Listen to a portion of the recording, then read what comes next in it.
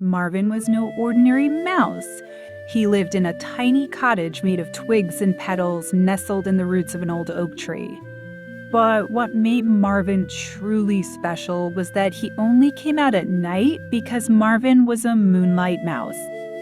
His fur shimmered silver and his whiskers sparkled like stars. While most mice nibbled on cheese or scurried through fields, Marvin had a secret job.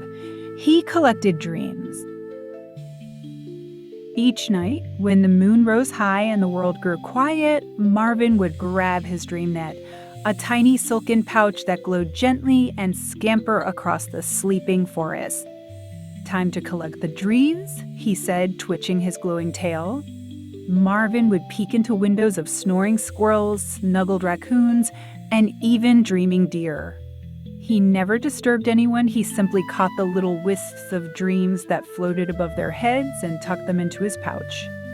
Happy dreams of flying, dancing, exploring candy mountains, he saved them all. One night, Marvin noticed something strange. A dream floated above a young fox cub who was tossing and turning in her den. But the dream wasn't glowing, it was gray and wobbly, flickering like a broken light. Marvin leaned in closer. The fox was dreaming of getting lost and never finding her way home. It was a bad dream. "Oh no," Marvin whispered. "That's a nightmare." He didn't usually collect nightmares, but Marvin couldn't leave it there. Carefully, he scooped the trembling dream into a special little bottle and sealed it shut. "Don't worry, little fox. I'll fix this." Marvin raced back to his cottage under the oak tree and placed the nightmare beside his dream book. It was a big, dusty book filled with dream recipes, how to turn a falling dream into a flying one or a scary dragon dream into a friendly dragon picnic. Flipping through the pages, Marvin found what he needed: a courage dream. It required 3 things: sunshine, honey, a giggle from a child, and a feather from a brave bird. He set off at once. He asked the bees for a drop of sunshine honey. They gave him 2. He waited until dawn to catch a giggle from a little girl waking up from a funny dream. Then he visited a wise old owl named Oswin, who gave him one of his smallest, proudest feathers.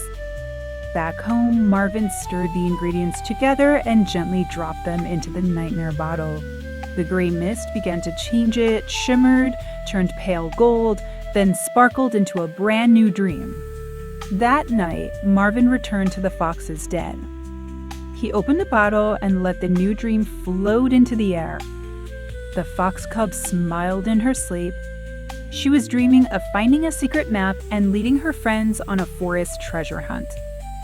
Marvin's heart glowed like the moon.